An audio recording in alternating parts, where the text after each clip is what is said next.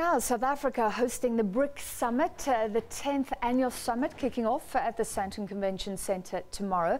We expect the Chinese leader, President Xi Jinping, to arrive tonight, and we'll bring you those visuals as soon as his plane touches down. Indeed, we will. Leaders of the 5 major emerging economies have invited key leaders in other emerging regions and the continent of Africa to help chart the way forward. South Africa will also host several bilateral meetings with its BRIC partners. Tomorrow, the President Cyril Ramaphosa will host his Chinese counterpart Xi Jinping. The stage is set for the BRICS summit in Johannesburg. Delegates have started arriving to take part in the crucial 10th summit of the 5 member countries. But ahead of the gathering, South Africa will host the world's second biggest economy on a state visit.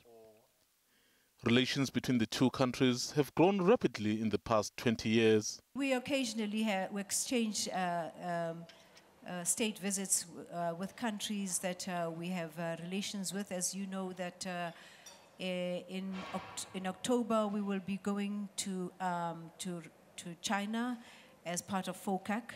And that is a very focused group of countries dealing with our economies. We have invited the President of China to come on a state visit. And we intend to take him to Kruger Park. We intend to show him the sights. We intend to spend some time with them. You know, relations are not just about what we can get economically. It is also about building solid relations. It is about building partnerships on a whole variety of matters, culturally and in every other way. With China seeking to extend its global influence, it has its sights set on Africa as a growing market and South Africa as the gateway. Not only is China South Africa's biggest trading partner, it's now also the continent's biggest trading partner. Discussions are likely to look at deepening relations even further. In terms of simple benefits to South Africa gets to interact with larger and build connections with larger political players in the world, which can help its position in relation to some of the more traditional powers. Also, South Africans gain some investment. They frequently gain jobs. You know, there's a lot of Chinese investment in things like manufacturing, which can grow jobs in South Africa. The third place, China is interested in maintaining its trade relations with places like South Africa, especially now that there's a possible trade war looming with the US. So there is the potential for South African consumers to get cheaper imports.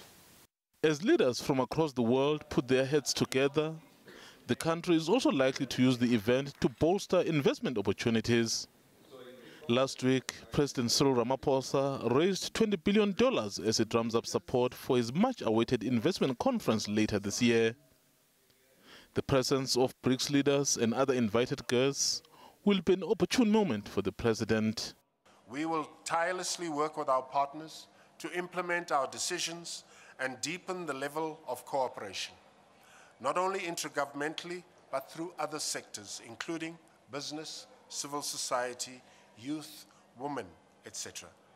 We have no doubt, given the support we have already enjoyed since becoming BRICS chair at the beginning of January, that the summit you will be attending will be a resounding success. But with the US ramping up rhetoric on its inward-looking policies, leaders are likely to seek closer cooperation. Several leaders from the continent, as well as Argentina, Turkey and Jamaica, have been invited. Mzandile Mbej, SABC News, Johannesburg.